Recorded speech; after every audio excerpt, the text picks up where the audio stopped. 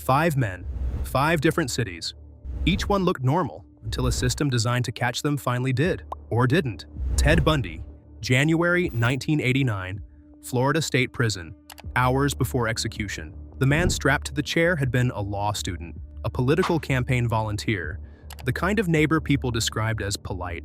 For most of the 1970s, the United States had no way of knowing that the same face was responsible for disappearances across at least 4 states. Bundy operated in a country where police records did not cross state lines.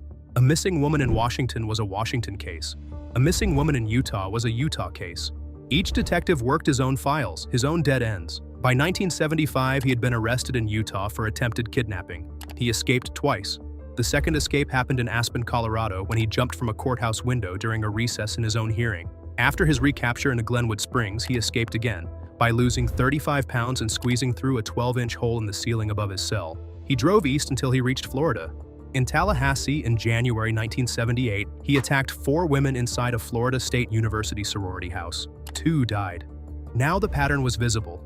Bite mark evidence taken from one of the victims would, for the first time, link a single man to crimes spanning the country. Court records show Bundy chose to represent himself. The same charm that had made him invisible for years became the thing the jury watched in close-up. The verdict took less than 7 hours. 10 years later, on January 24, 1989, the electric chair at Florida State Prison ended the case the system had finally assembled. The fragmentation that allowed him to operate was the same fragmentation that, once corrected, made his conviction inevitable. John Wayne Gacy, December 21, 1978, Norwood Park Township, Illinois. Police officers walked up the driveway of a tan brick ranch house with a search warrant in hand. The man who opened the door was John Wayne Gacy, contractor, Democratic precinct captain, a part-time children's hospital volunteer who performed at parades as a clown. Gacy was not a stranger to his neighborhood. He hosted block parties. He had been photographed shaking hands with the First Lady months earlier.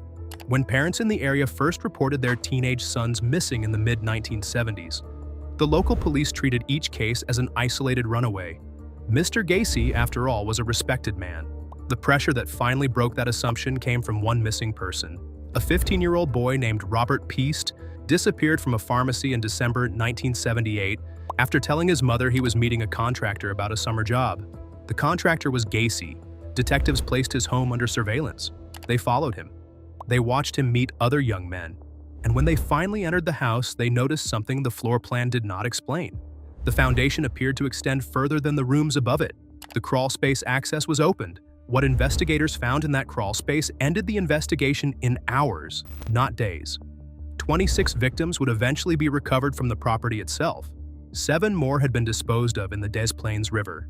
33 young men in total. The trial in 1980 produced one of the longest verdicts in Illinois history. On May 10, 1994, Gacy was executed by lethal injection at Stateville Correctional Center. The reputation that had protected him had also concentrated his crimes in one place. The same address that hosted the block parties became the largest crime scene in the state's history. The armor and the trap were the same building. H. Holmes, November 1894, Boston. A Pinkerton detective placed a hand on the shoulder of a well-dressed pharmacist named Herman Webster Mudgett. Mudgett went by another name, H. Holmes. By the time the handcuffs closed, he had spent more than a decade running an operation in Chicago that 19th century policing was structurally unable to see. Holmes had built a 3-story building on the corner of 63rd Street and Wallace in Chicago. To outsiders, it looked like a hotel above a pharmacy. Historical accounts later described it differently: windowless rooms, false walls, gas lines that did not match the floor plan, a basement designed for things a hotel basement should not need. In 1893, the world's Columbian Exposition brought more than 27 million visitors through Chicago. The transient population was so vast that a guest who checked in and never checked out drew no attention at all. Holmes used that anonymity as a business model. What finally exposed him was not a body, it was paperwork.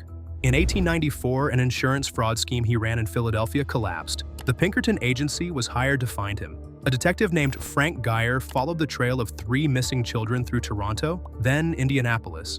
The bodies he located there could be tied to Holmes through hotel registers, train tickets, and rental receipts. The trial in Philadelphia in 1895 confirmed what no single police department had been able to assemble on its own. Holmes confessed to 27 murders, though historians later concluded the verifiable number is smaller. He was hanged at Moyamensing Prison on May 7, 1896. He He requested that his coffin be encased in concrete and buried 10 feet deep. The cemetery actually did it. The architecture he relied on was jurisdictional gaps, unverified identities, and a country with no centralized records. The moment paperwork crossed state lines, the whole structure collapsed. Jeffrey Dahmer, July 22, 1991, 25th Street, Milwaukee. Two patrol officers were waved down by a man with a handcuff still attached to one wrist. He told them he had escaped from an apartment in the Oxford Apartments building. He gave them a number, 213. The man living in apartment 213 was Jeffrey Dahmer. Dahmer had been operating in and around Milwaukee since the late 1970s. By 1991, the warnings had been there for months. Other tenants in his building had filed complaints about smells, about sounds at unusual hours. Earlier that same year in May, a 14-year-old boy named Konarak Synthesomphone had escaped from the apartment, naked and bleeding. Police had arrived to that earlier escape. They spoke to Dahmer in the hallway. He explained that the boy was his 19-year-old partner and that there had been a domestic argument. The officers accepted the explanation. They returned the boy to the apartment. He did not survive the night. That decision would later become one of the most studied case failure incidents in American policing. The system had been at the door. It had walked back to its squad car. When officers finally entered apartment 213 in July, the investigation took less than an hour to reach its conclusion. A single Polaroid photograph found in a bedroom drawer was enough. The freezer was opened. The arrest was immediate. Dahmer was sentenced to 15 consecutive life terms. He was killed by another inmate at Columbia Correctional Institution on November 28, 1994. The structural failure of his case was not absence of evidence. The evidence had been visible for years. The failure was the system's repeated decision not to act on it. The Zodiac Killer, December 20, 1968, Lake Herman Road, Benicia, California. A teenage couple was shot beside a parked car. 6 months later, two more victims were attacked at a different lakeside location. This time, the attacker called the Vallejo Police Department himself. The press would give him a name he chose for himself, the Zodiac. Over the next 18 months, the Zodiac was confirmed responsible for 5 murders across 4 jurisdictions in the San Francisco Bay Area. He claimed many more in letters mailed to the Chronicle, the Examiner, and the Vallejo Times-Herald. The letters contained ciphers. One of them, sent in November 1969, was 340 characters long. The FBI's cryptography unit could not break it. Bay Area policing in 1969 was fragmented.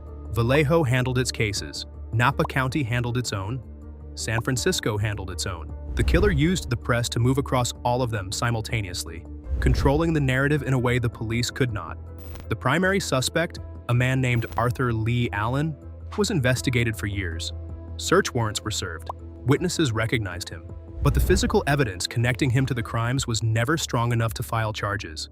He died in 1992. In December 2020, 3 amateur code breakers working independently from their living rooms broke the 340-character cipher. After 51 years of failure by professional cryptographers, the message was finally readable. It contained taunts. It contained no name. As of today, the Zodiac Killer has never been identified. He is presumed to have died of natural causes, anonymous, somewhere, sometime. Some structures collapse from the inside. Some never collapse at all. The case is still open.